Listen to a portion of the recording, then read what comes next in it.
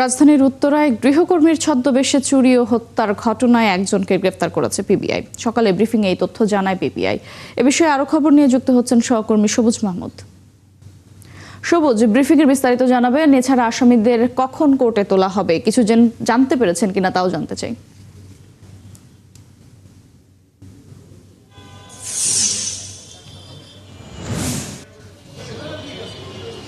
মটুসি, যে গৃহকর্মীকে গ্রেফতার করেছে পিবিআই, সেই গৃহকর্মীকে ইতিমধ্যে আদালতে স্বীকারোক্তিমূলক জবানবন্দি দিয়েছে এবং পিবিআই এই তদন্ত চালিয়ে যাচ্ছে। ঘটনাটি যদি বিস্তারিত আপনাকে জানাই যে যে গৃহকর্মীটি উত্তরের একটি বাসায় আসলে কাজের জন্য যায় এবং কেয়ারটেকারকে তাকে মমতাজ বা কোহিনুর নামে পরিচয় দেয়, কিন্তু তার আসল নাম হচ্ছে বিলকিস।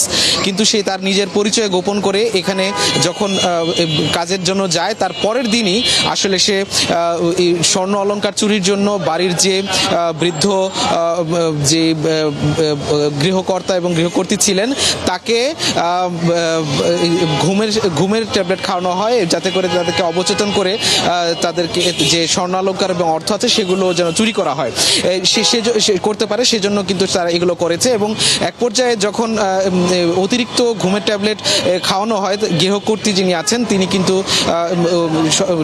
মৃত্যুর কোলে ঢলে পড়েন এবং গৃহকর্তা অসুস্থ হয়ে হাসপাতালে ভর্তি করা হয়। পরবর্তীতে বাড়ির অন্যান্য যারা সদস্য আছে তারা যখন জানতে পারে বিষয়টি, তখন এসে দেখতে পায় যে তাদের মা বিছানায় পড়ে আছেন এবং বাবা অসুস্থ অবস্থায় আছেন।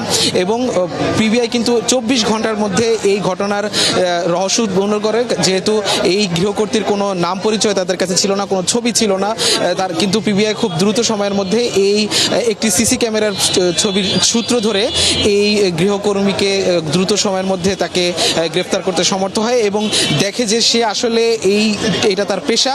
সে বিভিন্ন জায়গায় বাড়ির কাজের নাম করে সে যে আসলে চুরি করে এবং বিভিন্ন ধরনের অঘটন করে। এর আগেও তার নামে আরও এই 5টি মামলা আছে যেগুলো একই ধরনের ঘটনা।